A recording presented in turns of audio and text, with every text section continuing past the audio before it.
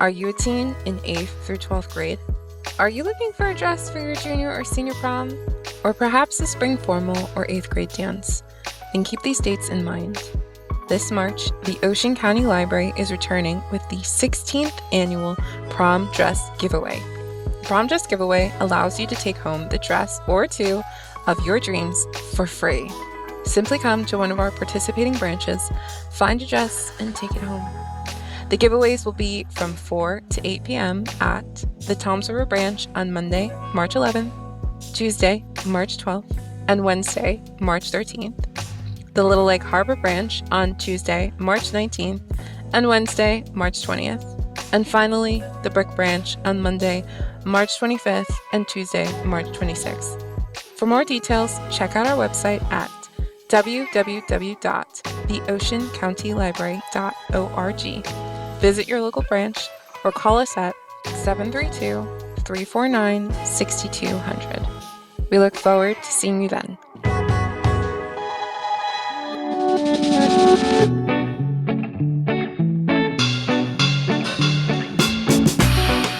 Hello, and welcome to Waves of YA, a podcast focused on young adult literacy, brought to you by the Ocean County Library's Teen Literacy Work Group.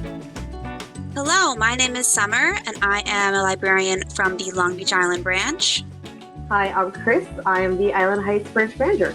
My name's Cecilia. I'm from the Lacey branch, Teen Services Librarian. Today we're going to be talking about quick reads. So guys, to start it off, what do you classify as a quick read for yourself, your definition? I was going through my list of things I've read recently that I thought was quick, and I realized several of them are 400 pages. So, I was like, I have no concept of time because I listen to them as audiobooks. So for me, it's the pacing of am I engaged? Do I want to keep reading? Because I slammed through a 12-hour audiobook and did not realize time passed. And then on the other hand, Malgoth, which I picked up, and I was like, oh my god, I'm going to love this. It's a graphic novel. It's about when I was in high school. I have had it since it came out months ago, and I am halfway through it. There's no excuse. Is it because the pacing is slow? Pacing is fine because it's a graphic novel, but I think part of it's I know where the plot is going, and I have such horrified, I know where we're going, and I can't deal with it because it's stressing me out of no, I know it'll work out because it's a YA novel, but I have to see the embarrassment as well as read it and picture it, or it's a movie or an audiobook. It's just happening as you're going, and you kind of close your eyes or cover your ears and hum for a bit. It's you can't really close your eyes while you're reading a graphic novel. No, it's just I was like, oh no, she's talking to her teacher, and I know where this is going, and I keep opening it to that page, reading another word bubble, and then closing it. I'll come back. Oh no! Yeah. What about you, Cecilia? I feel like it has to hook you in somehow, whether it's something you're interested in, like the world or a mystery, or you hate the character or you like the character. Sometimes I'll just read, I'm I hate the main character so much, I need to see if they get their comeuppance at the end. Oh my god. I've hate read some books sometimes. Drinking the haterade. I can't do it. I'm life is too short for me to read something I don't like. So I'm it depends on what the plot is. There was one book I was reading. The plot was interesting, but I didn't like the main character, so I wanted to see where it was going. I didn't go where I wanted to go, so I felt like I had wasted my time. So I don't really do that as often as I do, but yeah, anything that hooks you in, if it's a romance, I know they're probably going to get together at the end, but I would like to see that happen, and I want to see the journey of that. If it's a mystery, I want to try to figure it out with the characters.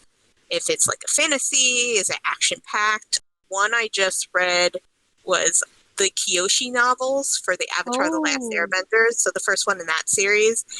Every single page, something was happening, and my head was spinning. And I was like, wait, they just got away from this thing. Why is it coming back? Or why is this happening again?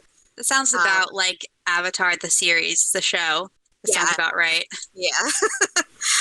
So yeah, something that hooks me in or I find intriguing, whether it's the quality of the character, that I'm interested in seeing developed and seeing like if the character changes. And it helps that if there's a lot of good twists in it too. What about you, Summer?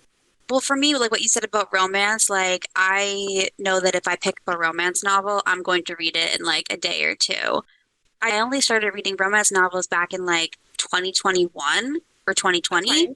And I hadn't before for no particular reason. But then when I started reading them, I was reading them so fast that I swear like my reading stats for the year doubled because I was reading so many romances. So yeah, I agree. I think it's about read what you like. I feel like there's a lot of pressure to read books that are popular or that are air quote serious or important. Yes.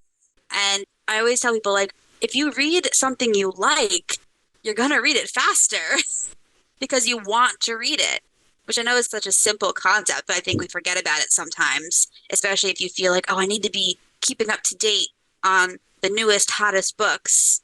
But just read what you want to read, really. Yeah, I read Red, White, and Royal Blue, which is like a 400-page book, which I didn't realize because I had just borrowed the audiobook, and I was like, oh, this sounds like a cute, fun, like, romance, and it has the movie, and I was like, is this still, like, when is this book over? Like, it felt like it wouldn't end, and, like, I was like, I came here for, like, a cute, quick romance, and we had our 400 pages in, and, like, okay, like, I understand that like, there's more plot going into it, but that's not how it was advertised. Mm-hmm. So I was lied to. I was here for a quick, fast read. So like that, and then compared to We All Fall Down by Rose Zabot, which is the same length that like kept the pace. It was like it's an epic fantasy, and it just kept going and jumping from perspectives. Where it's like this felt significantly shorter, despite being the same length, because the pacing was good. And I was like, okay, yeah, we're telling a story, like things are going. Whereas like Red, White, and Royal Blue, I'm like, oh, we're still here, and like lollygagging in places. I wasn't of the age demographic when Lord of the Rings came out in theaters, but I'm told whenever we watch it, me and my partner, he'll say like, "Oh, this is ending number 1, ending number 2, ending number 3," where they're like in the theater and they thought, "Okay, this is the ending." Okay, no, it's not. This is the ending. No, it's not. This is the ending. When can I get up and go to the bathroom? Yes. Yes. And it took me 20 years to finish reading The Lord of the Rings. And that's only because I listened to an audiobook on triple speed. Yeah, it's not a quick read. Yeah, and I was just like, this is long, and I was like, you set the tone for like what you're telling correctly, like absolutely of like the end. So I'm like, oh, we're so slow with these ends. So, like that's the feeling for it. I So, love like, the ends. yeah, I was like, excellent. You're doing what you're supposed to do amazingly well. This is not a fast book. It's not, unless maybe if you're the kind of person that loves walking through the forest and trees and descriptions of mountain ranges, maybe you'll read it really quick. It's all about what you love, I guess. Yeah. You're going to read something fast if you're interested in it. And I do agree, like, the pacing definitely helps the writing style. Yeah. I was just thinking about Sarah J. Maas, what's it called? House Akatar? of, well, not Akatar, but I was thinking more the House of, The Crescent City? the Crescent City books, which I've only read the first one of, but when I did read it, it's a honker. It's like a brick. It's like at least like 5 inches thick. And I got it from the library and I was reading it. And what happened was I was just so into it that I read it really, really fast. And then I was almost done with it. I was like 100 pages from the end and I left it at work over a long weekend. So I immediately after work just was like, well, going to Barnes & Noble and buying it because I need to finish it. But to be fair, now I have not read the second one because I tried to start it and I was like, immediately too many things are happening at once. I will read this at a later date, which I still have not, but I plan to eventually. Yeah, I feel like a lot of hers, even though they're longer, like the pace is good where you're like, I'm invested.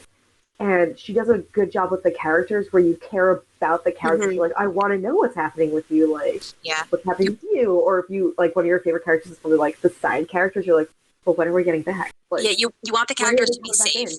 Yeah, so like, and I feel, it's not like Game of Thrones where you're, well, actually maybe a little, where you're afraid they're going to die, but I feel like I trust Sarah J. Maas more than George R. R. Martin to not kill off all the characters. Slightly more. I don't know. At this point, I'm not sure what she's going to do. She can do what she wants. And I feel like she always has something like interesting happening too that helps. We're like, all right, there's like a lot of description on things, but I'm interested in like what the description is, but also like fancy. I'm like, tell me about the magical castles and stuff. The same thing happened to me with The Cruel Prince by Holly Black. I read The Cruel Prince, and then I immediately went to Barnes & Noble and bought the next two. I didn't have time to wait for my library hold to come in. I was like, no, I need it immediately. And I need it in my hands. Yes, I love those. And she is local. Well, she used to be local. She moved away. But she was, so like, I liked her stuff because I was like, oh, I She talks know. about New Jersey. Yeah, I'm where like, I know what places all these things are. So like, I was invested of like, it's just local. Like, I know people like that. Like, I know where Delicious Orchards is. I go there. Like, so I was invested in like the fact that I knew things, and like, yes, that's exactly what Seaside's like. Yeah, I read The Cruel Prince, and then I read the Tide series, and I feel like Tide is a lot grungier and grittier than The Cruel Prince. Yeah. But then I don't know if you guys have read The Stolen Heir, which is the duology spin-off of The Cruel Prince.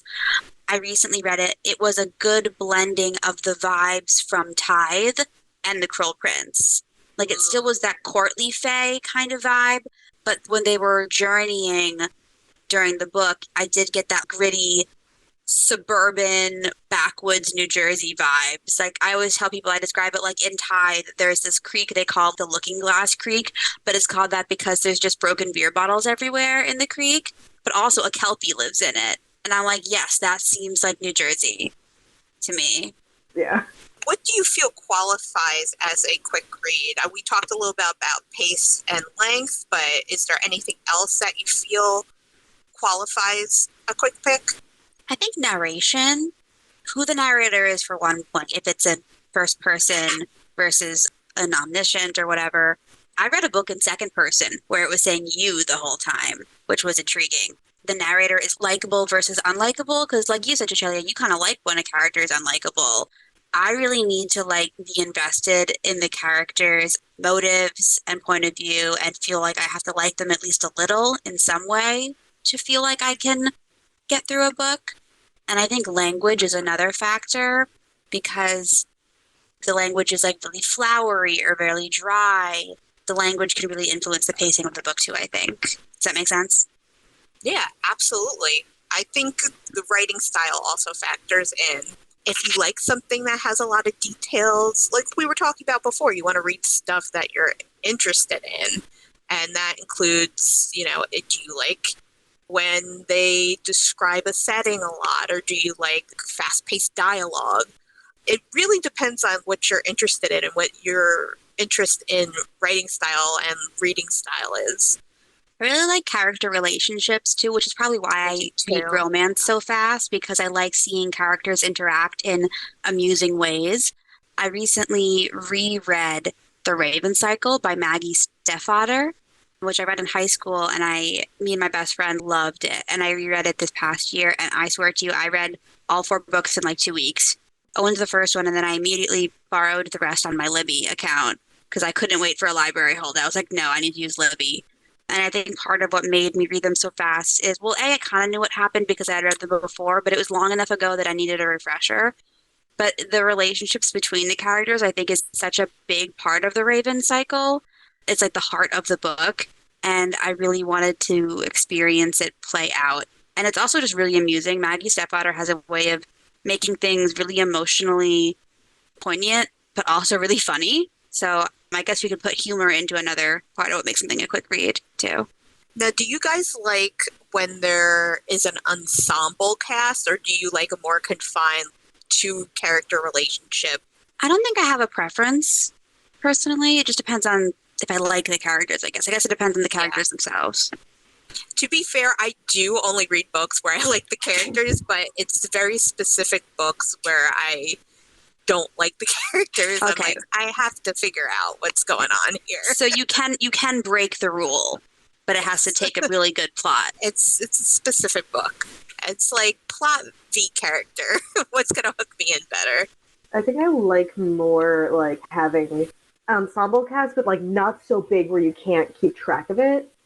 I feel like Lord of the Rings and like Game of Thrones, where you're like, I have to keep a chart of all these names that sound the same, is awful. I'm like, no, this is too much going on. I'm not here for this. But a handful of people, like We All Fall Down, has 4 different perspectives throughout the book, and you know each person in their little bubble overlaps with the others. So like you know your characters. Like it has that teen drama like TV show vibe of like this is your group, and then these are like the outliers of your group, but like that way everyone has like a favorite that you can choose and be like, this is my favorite character that I identify with. Versus like when there's only a handful of like a smaller group of characters who are like, yeah, I don't vibe with your energy or like understand your motives because it's so far out from what I like get, where I'm like, why are you even doing this? So like having that like a little bit bigger group gives you more options for like a character that you're like, this one speaks to me. Yeah, I also like when there is dual narration where like the chapters alternate point of view.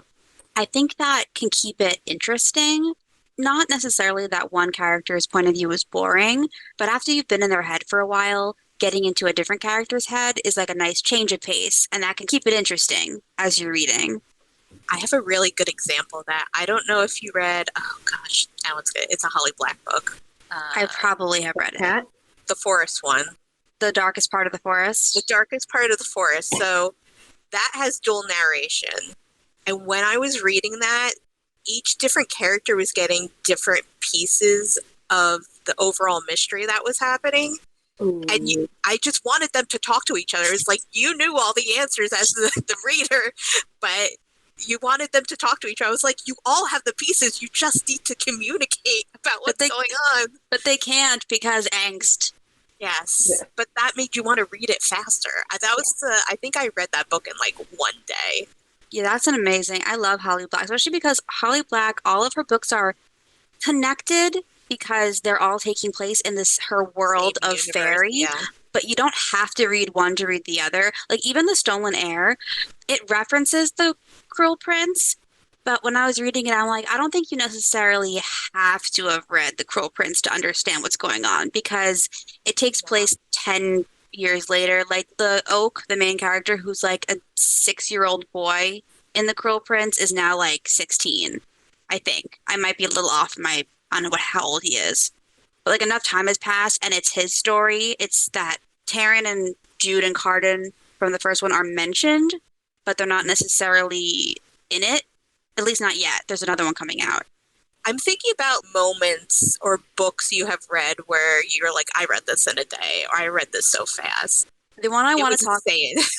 The one I want to say is not a teen book. It's a historical fiction romance. It's called The Duchess Deal by Tessa Dare. I always joke that like LBI Library, I'm like, this particular book's circulation stats are all due to me. Because I give it to so many people, and I'm like, and I literally pitch it by saying I read this in a day. And actually, one woman came back a day or two later and was like, Summer, I also read this in a day. Yes. So it doesn't count because it's not for this podcast because it's not a teen book, but I read it in a day, which just goes to show you that Tessa Dare's all her books are great. Books that I've read in a day, all of F.T. Lucan's books.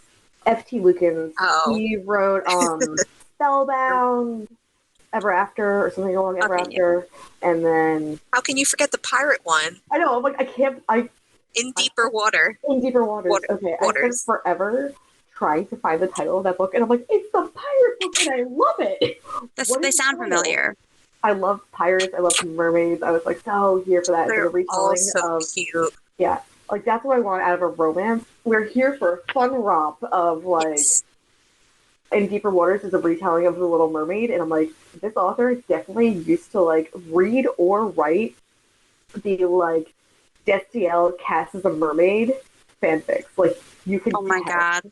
I'm like, that's a lot about me anyway. But I didn't even know that was a niche of this. I didn't know that was a niche of the supernatural fandom. I mean, I knew Destiel, but I didn't know that they wanted him to be a mermaid. Oh yeah, like very much that like Ariel, like first time on land interacting with humans. And they just took that and were like, make him an actual mermaid. Well, yeah, the Little Mermaid is so good for that kind of air quote fish out of water trope, which is why I love sci-fi so much. I love seeing like alien and human interactions in science fiction because of the differences in cultural norms and stuff. Yeah, they're super fun.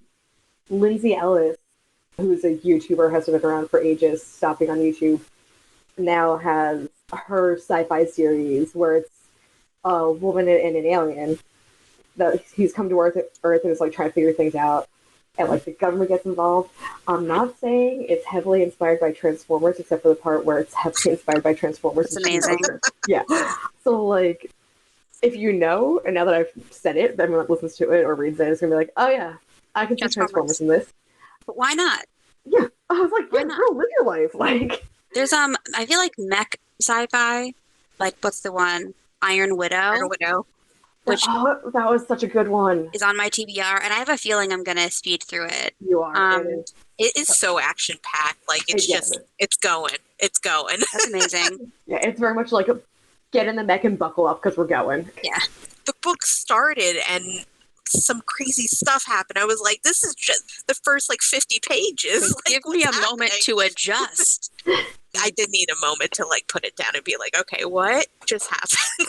Yeah, I got book talked that from Kristen over in Towns of Her Children's by her showing me the author's Instagram of all the fan art and memes, and she's like, "This is how I'm book talking this book to you. Go read it." And I was like, "I love this book." No, how you could book talk I thought you were going to say what I was thinking, but you didn't.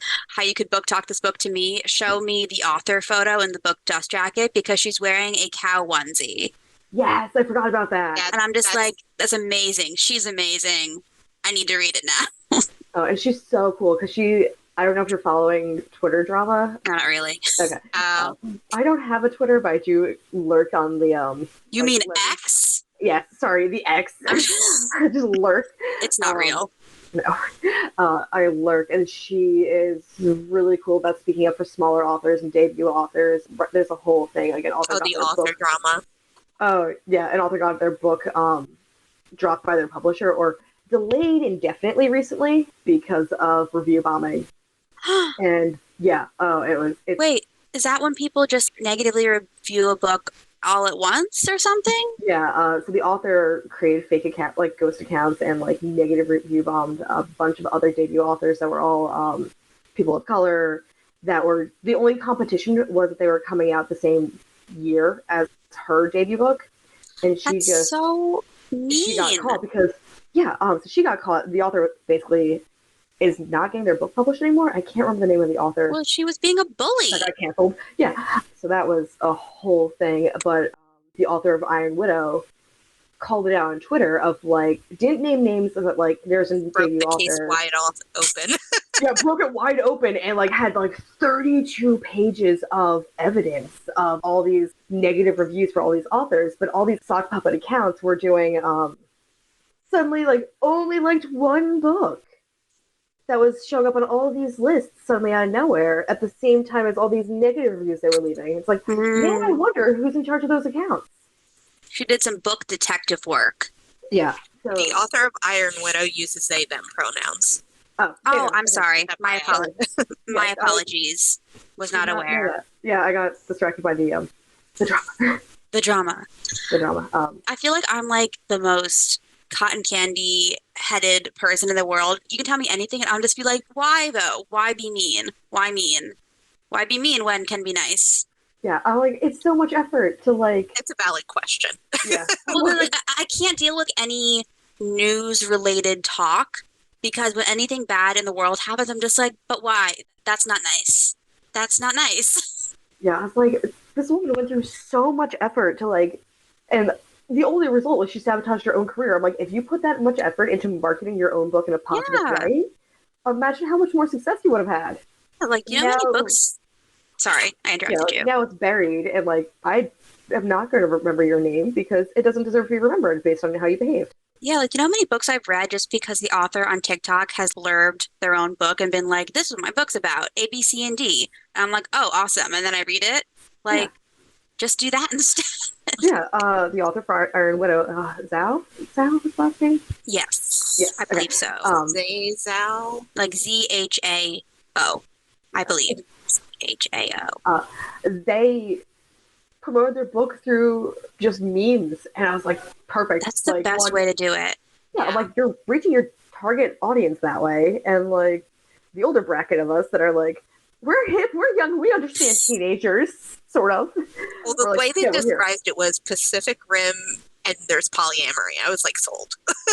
Yeah, I heard them say it was like, a why choose? Like, it's a love triangle that gets resolved with like, why don't we just all date each other? And I'm like, that's great because I don't like love triangles. They stress me out. So I was like, that's amazing. I would prefer that. If I have to read a love triangle, only in that case. The characters in that book are so good.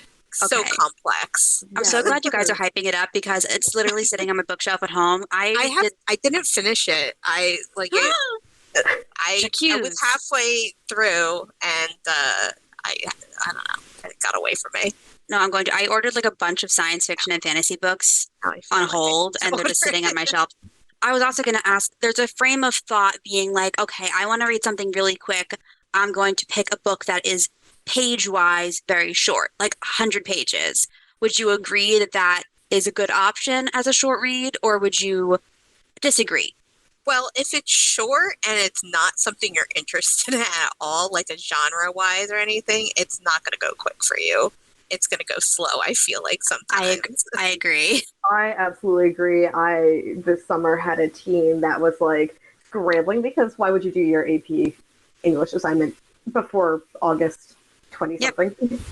Of They're like, busy. I need a biography. And he came in and was like, what is the shortest one that I can get? And I was like, listen, my dude, it doesn't matter. I'm not going to recommend you the shortest one. And he's like, what do you mean? I'm like, I'm going to recommend you a book that you're going to read fast because you like it.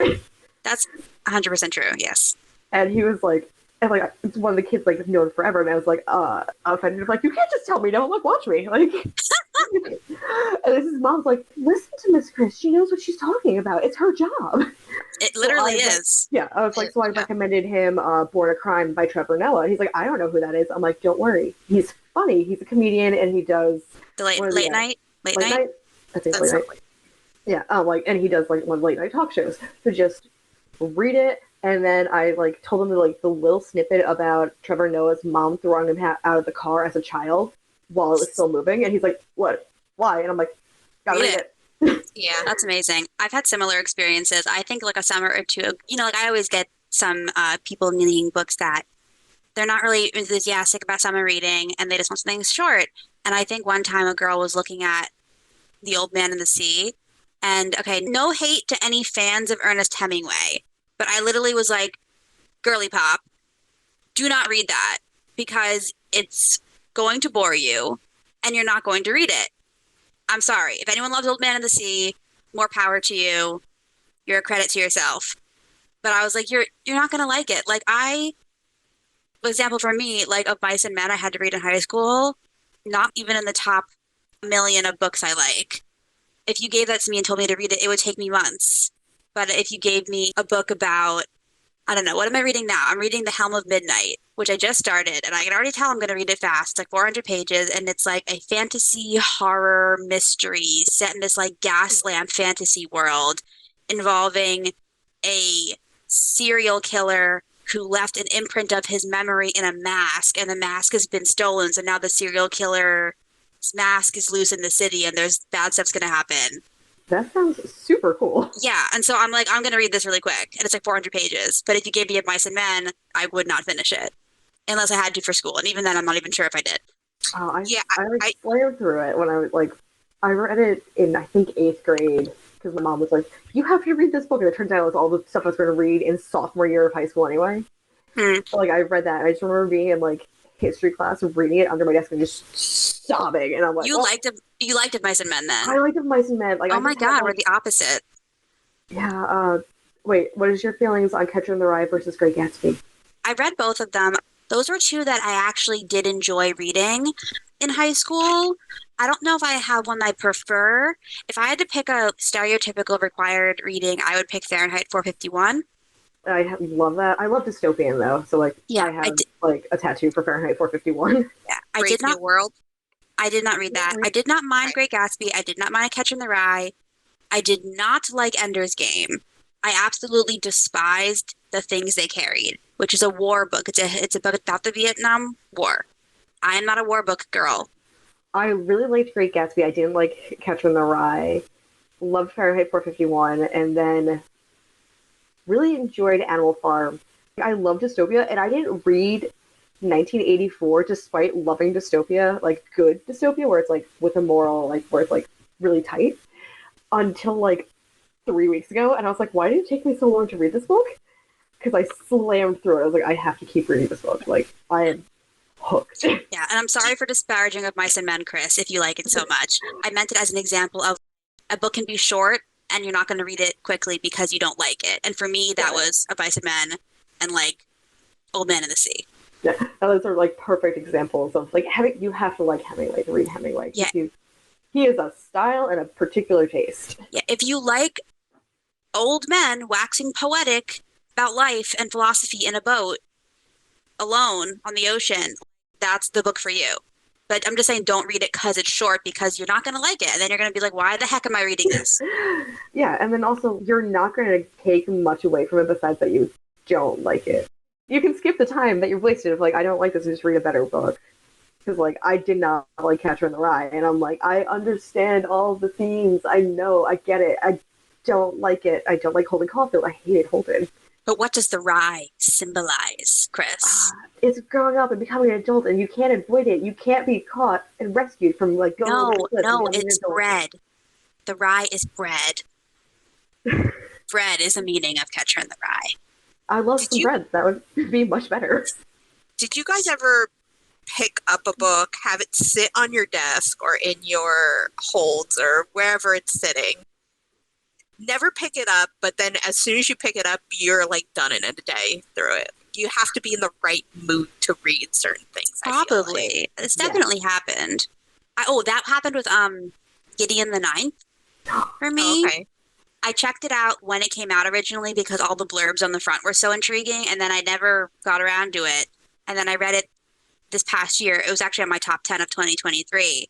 And I read it really quickly because Gideon's narrative is so interesting and she's so funny. And then I immediately bought Harrow the Ninth and Nona the Ninth. And I immediately was like, what is going on? But I kept reading it because I was like, I need to know what's going on.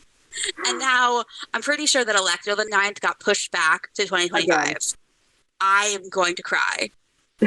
Same thing with another book I was waiting for and it's getting pushed back. And I'm like, I'm sad forever. I have what I like to call my shelf of shame at home. Ooh. It's a shelf that's just my checked out library books, so I don't interfile them with my own books because I have some of our discards as well. So, like, the spy level means nothing for, like, bring it back. So it's my shelf of shame where I'm like, I'll read that. Actually. Maybe. I checked out the book Hooked. I've had it checked out since it got published. Again, just like Molgoth, where I'm like, I'll get to that. I'm like, I love a retelling of Peter Pan. I absolutely love them. And I was like, it's not the right time, but I want to read it, and I want it to be here for when I'm, like, ready for it. Yeah. And then I read it in a day. 2 days, like, super fast. I was like, now's the time to read this. And I was like, I have to go find the first book, though. Yeah. Although, if anyone listening is, like, dead set on only reading really, really short books and they want a good rec, I would say I always recommend every single podcast. I somehow recommend Shauna Maguire's Every Heart a Doorway series because they're always good. And technically, they're not listed as teen books in the catalog, but I did research that, and it's because they're published by Tor Publishing, and Tor Publishing doesn't have a YA imprint. So all of their books just get classified as regular adult science fiction or fantasy, but it reads like it could be YA, and I think most people would agree with that. But they're very much like portal fiction about teenagers or children going into other worlds, and then adventures trying to get back to those worlds or trying to leave those worlds, and a lot of coming-of-age fiction in those. And they're really short. They're all like 190 pages or less. Short. It's like hard to find a book less than 200 pages now. The first 250 usually is that. Less than 250 is like that sweet spot. Yeah, I think they're like novella length. The first one is called Every Heart a Doorway. And the series is called the Wayward Children series because it's set at this sort of boarding house for kids and young adults who have, through some way or another, entered another world like Alice in Wonderland or Wizard of Oz. They went to another reality and they returned either by choice or against their will. But now, like, it's sort of the question of how do you readjust to this world when you were in another world that in some cases was a better fit for you than this world. And sometimes you get back and like your parents or your friends or whoever, they don't recognize you anymore because you've changed, because you've been in this other world, and that's where they get sent. And in some of the books, it's sort of like every other book alternates between the kids at the Home for Wayward Children going on adventures there. And in some cases, they either are going in adventures to try to find their worlds again. And then alternating books are like the backstories. So like the first book is set at the Wayward School. The second book is one of the characters' backstories about how they got to their world in the first place. And their world is very much like inspired by like Frankenstein and Dracula. It's like called the Moors. And lightning has this magical power and they can like bring people back from the dead. But there's also this like vampire lord that rules over it. And then another girl went to a world called Confection that's all made of candy. And they had to travel through her world at one point. And that was awesome. But they're really short. The audiobooks are like 4 hours. Oh, that's like super short. Oh, wow. They're really good. I tell everyone to read them.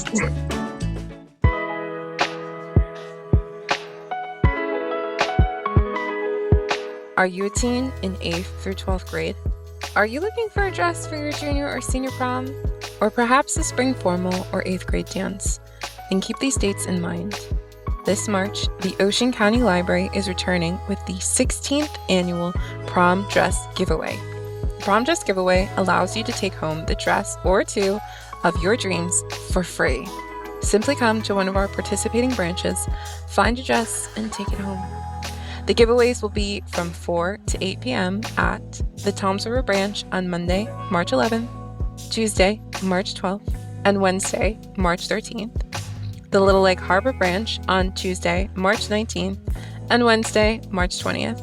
And finally, the Brick branch on Monday, March 25th, and Tuesday, March 26th. For more details, check out our website at www.theoceancountylibrary.org. Visit your local branch or call us at 732-349-6200. We look forward to seeing you then.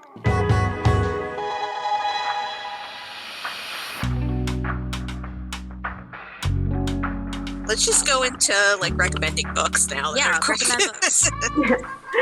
Another thing, like looking for a quick read, is books in verse. Yeah. Because even though they're like possibly like 3 inches thick, there's no words on those pages.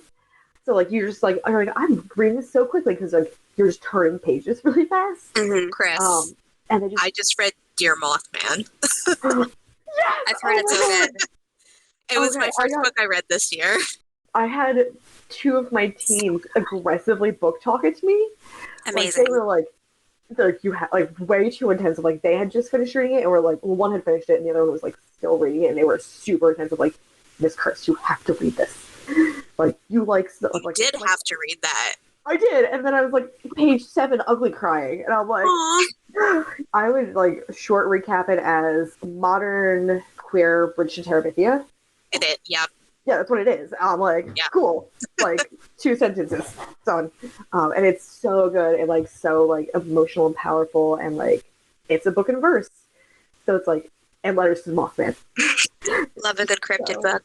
Yeah, it's so good. They're like, you like cryptids? And I was like, and they told me it was sad and their friend died at the beginning. So like I knew going in, I'm like crying anyway. Oh, would recommend any Neil Gaiman books, particularly I think Stardust and the Graveyard Book are YA, and I might be biased because I love Neil Gaiman, but I think they're both very quick reads, and they're extremely, magical, and Neil Gaiman has such a way with language that I think those would be very good quick reads, Stardust and the Graveyard Book. And his stuff is funny too. Like he has like a dry, like tongue-in-cheek kind of humor, which is also why I really like when he reads his own audiobooks. Oh yeah, definitely. He reads it the way he wants it to be read. So like sometimes I'm like, I might not have picked up on like that level of dry humor reading it, but like hearing him say it, I'm like, oh, this is hysterical.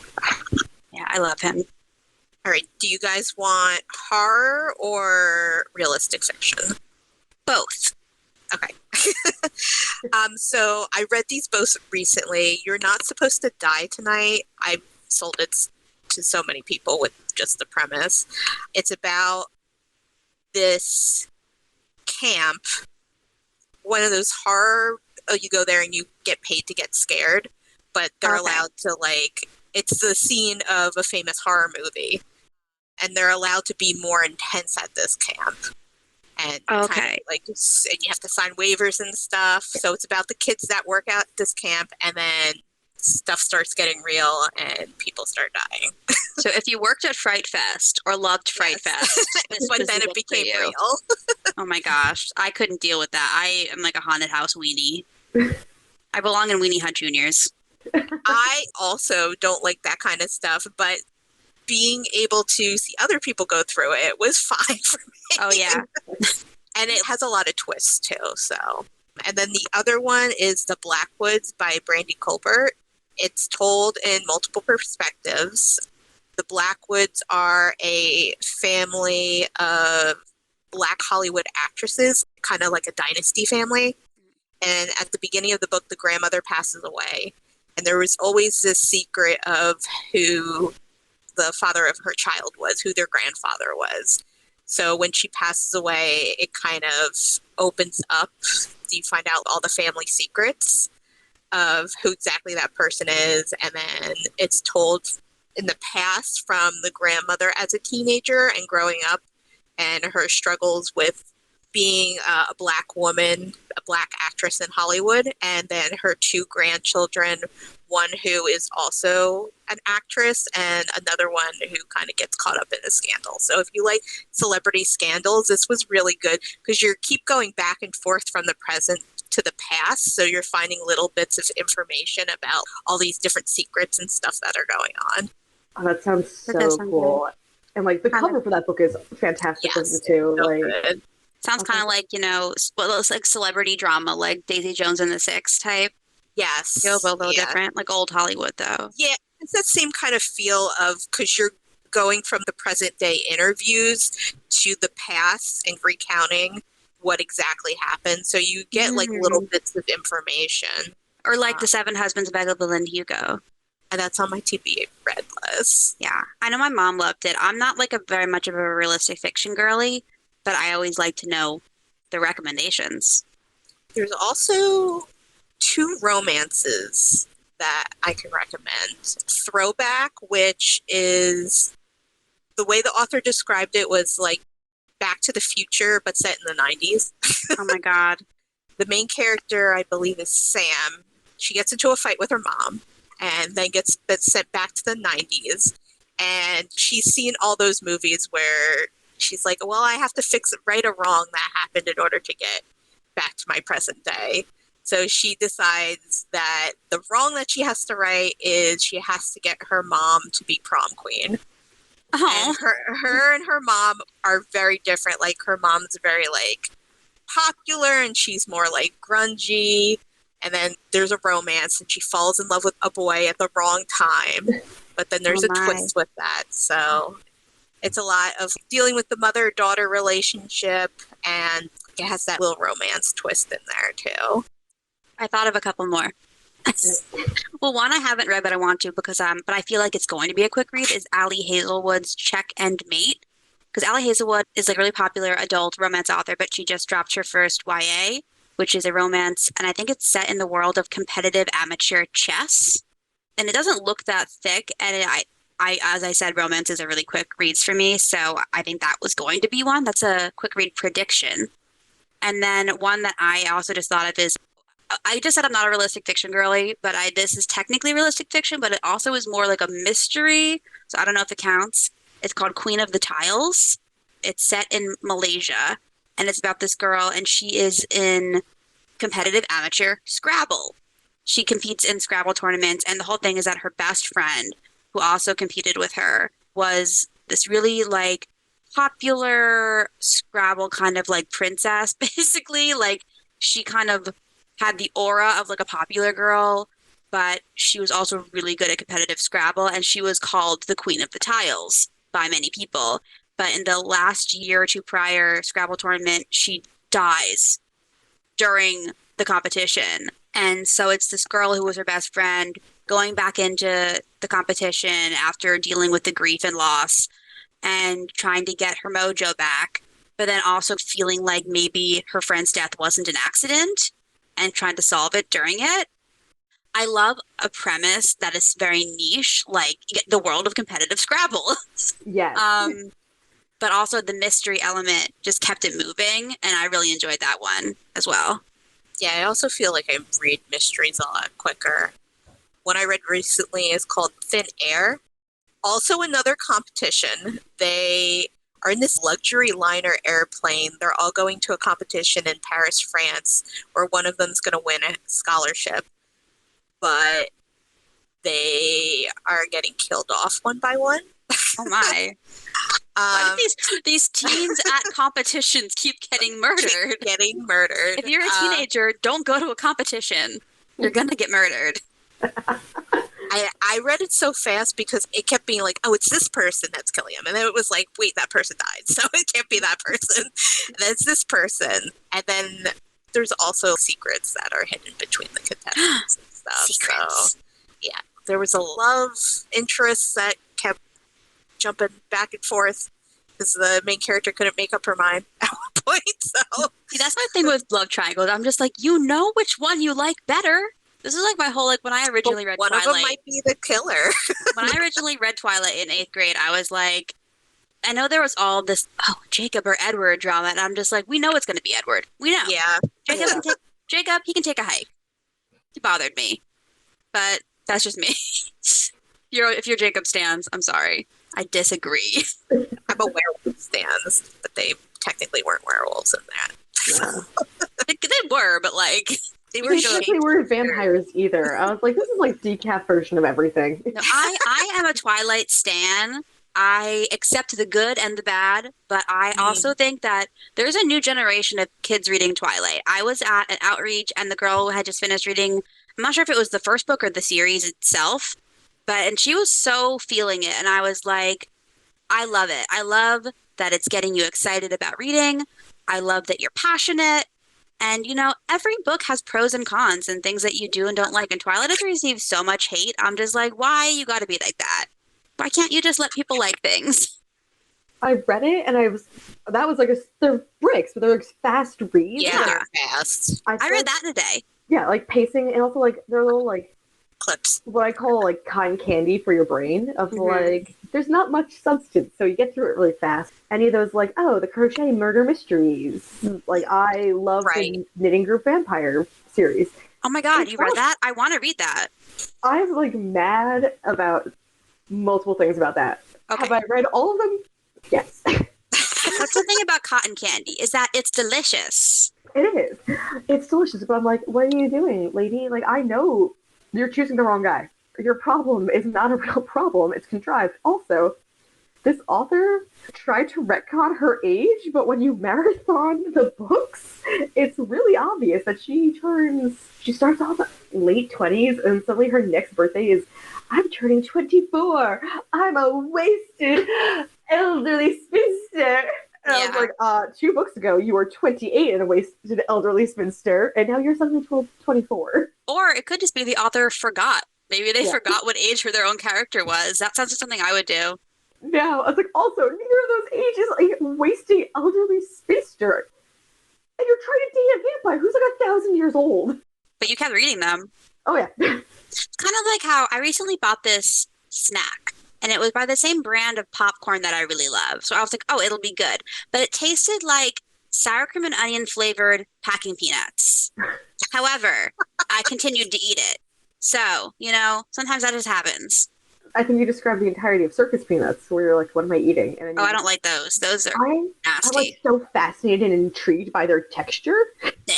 Of like, what is this? Where I will eat a lot of them until I'm like, I don't know if I like these. I still don't know if I like circus peanuts. I would throw up. Yeah, like you can't have more than like 5 at a time, but you're like, do I like this? I don't like know. Candy corn. You can't eat too many of them. Oh, they have the 2.5-pound bag of candy corn now, and I'm like, yes. That's amazing. I buy the amount that I'm going to eat in one shot. No, I like candy corn. I just can't eat a lot of it. But do we have any more book recs? I do. It's Being Toffee by Sarah Croissant. It's a book in verse, and it packs a ton of emotion because you get like little snippets of everything where the girl, Toffee, her dad's abusive. You know that right away. And she runs away, and was trying to meet up with her stepmom, who had also fled from the abusive father. Can't find her. Ends up living with an elderly woman that has dementia because that woman thinks it's her best friend from when she was a teenager. So she's pretending to be Toffee, the best friend of this older woman who like can't remember that she's no longer a teenager because she's got pretty severe dementia. So it's like the two of them kind of coming together and helping each other emotionally. And the girl that's pretending to be Toffee is helping the older woman because like she can't cook for herself really. She has an aide that comes by every day, but like she needs a lot of help. And like the aide doesn't care about her. It's a job, she gets paid. Whereas she asks questions, she dances with her and like learns the routines that they used to learn when they would go out to try and get boys. So like it's this sweet friendship because she's healing physically from the abuse from her father and then also emotionally of coping with it and addressing it and like working her way through it.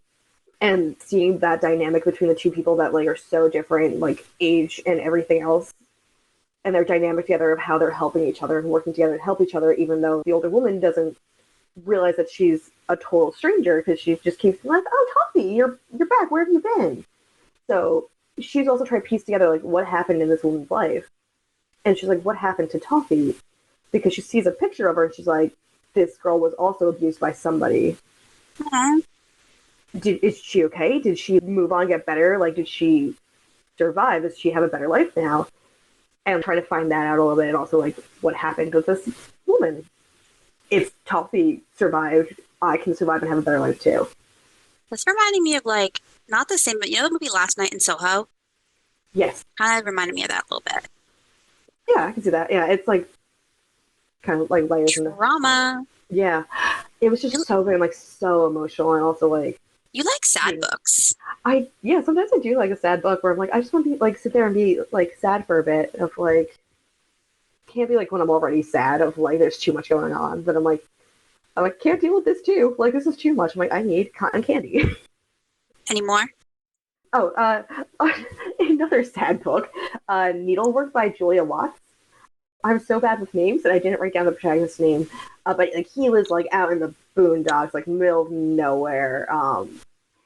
Where he's like, I'm the only gay kid in school, and I can't tell anyone. Everyone's like super, super like Bible bells. His best friend is convinced they're going to get like is not picking up at all that like the kid that like sewing and quilting and like not to be stereotypical, but like she's not picking up at all like he is gay. And she's like, we're going to get married. We're going to be good Christians and, like, get married and, like, raise kids. And we're going to go to the Bible college. Like, this is her vision. And he's like, I didn't realize that was what you're thinking. So it's him, like, trying to deal with, like, that and being like, I'm the only gay person anywhere in this town. It's a super small town. So, like, I can't tell anybody. And then also, like, it's got this, like, the small town problems of, like, the industry has all moved out. You're lucky if you work at the Walmart. That's the best job in town. His mother is a drug addict. He's just trying to get her to get clean. He's raised by his grandma. It's less than 300 pages, so it's a short book for me at this point. And like you're invested into him. Like you want things to get better. Like you're just hoping that like, because like there's like glimmers of like you can see like where if you choose the right path and you choose your own adventure, you can get out and like get to a better place in life. And you're like, I get it. Like, you're connected emotionally to all these people. Also, you're, like, 17. So, like, just, like, I'm, like, there. I'm like, I need to see you succeed because I'm emotionally invested in, like, you. See, that wouldn't be a quick read for me because it'd be too emotionally damaging and I wouldn't be able to get through it. But that just goes to show you that... It depends on the person, yeah. It so does, yeah. Yeah, like, the author keeps just enough, like, you can see the glimmers of hope, like, it'll be okay through it. Where you're like, it'll be okay. Like, I just want to get through, like, this struggle you're having to get to the better place. So, like, I am here and I'm invested in you succeeding. I have one. It's a graphic novel. Orla is the youngest in a line of hedge witches and is compelled to return home after her grandmother passes away. The title is Mamo, which is the name of her grandmother. So crazy stuff starts happening in town. So the seas, like there's no fish to harvest, there's no crops are souring, and she meets a girl who her attic is being possessed by a poltergeist. So she and the girl Jo end up going on this journey to recover her grandmother's bones, which have been scattered throughout the village, and quiet her spirit to rest. I cried during this because A lot of crying.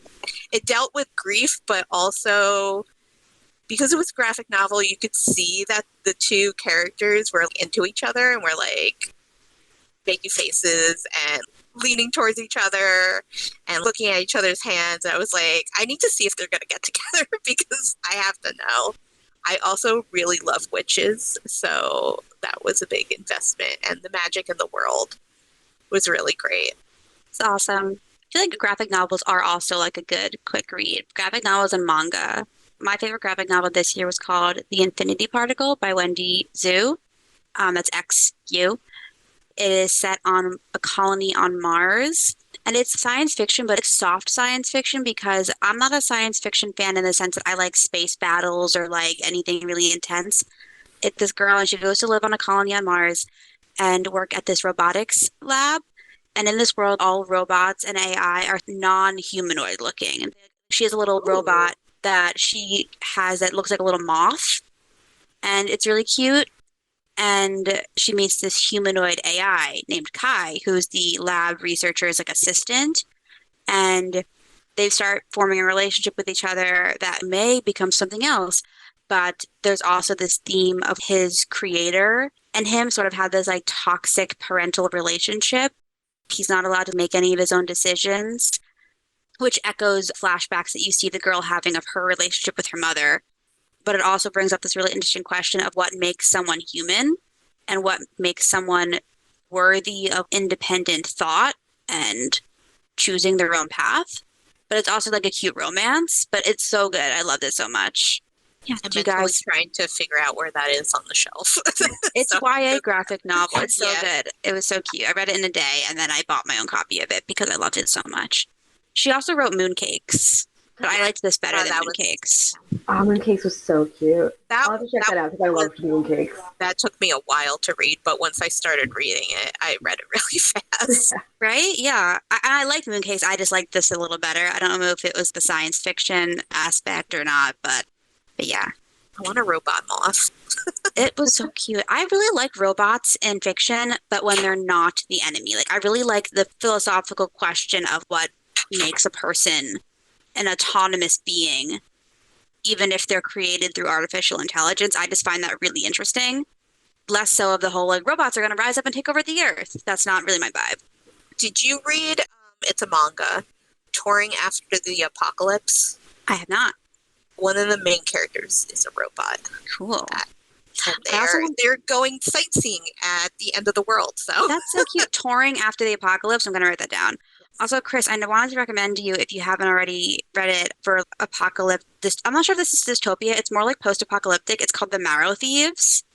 I've heard of it. I haven't read it yet, though. Yeah. The apocalypse came in the way of everyone lost their ability to dream, except for the only people that can still dream are the indigenous peoples of different nations. And so they're living in this post-apocalyptic society, but this rumor starts going around that you can dream again if you harvest the bone marrow of indigenous people and eat it. Um, And so they start being hunted. And it's about this ragtag group of like survivors. I think the main character is a teenager. So I thought that fit with what you were talking about, Chris, since you like dystopia. oh yeah, I just added that to my Goodreads. Like that is going to be pretty shortly. About like, I joined a book club, so now I have to like actually read a book because other people are reading it to talk about it. That's awesome. So I have to like get the book club book done, and then I am recording the podcast with Sierra Isley. Well, little sneak peek of what's coming up, though. Yay! We're going to have that author, so check out that podcast, and I'll talk about that book that I'm currently listening to now. Thanks for joining us today. Be sure to check out the Ocean County Library's website for more podcasts and events. All titles mentioned in today's episode can be found through the Ocean County Library, free with your library card. Until next time, happy reading.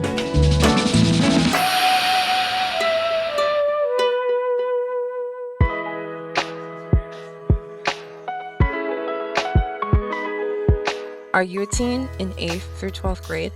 Are you looking for a dress for your junior or senior prom? Or perhaps a spring formal or 8th grade dance? Then keep these dates in mind. This March, the Ocean County Library is returning with the 16th annual Prom Dress Giveaway. Prom Dress Giveaway allows you to take home the dress or two of your dreams for free. Simply come to one of our participating branches, find your dress, and take it home. The giveaways will be from 4 to 8 p.m. at the Toms River branch on Monday, March 11th, Tuesday, March 12th, and Wednesday, March 13th. The Little Lake Harbor branch on Tuesday, March 19th, and Wednesday, March 20th. And finally, the Brick branch on Monday, March 25th, and Tuesday, March 26th. For more details, check out our website at www.theoceancountylibrary.org. Visit your local branch or call us at 732-349-6200. We look forward to seeing you then.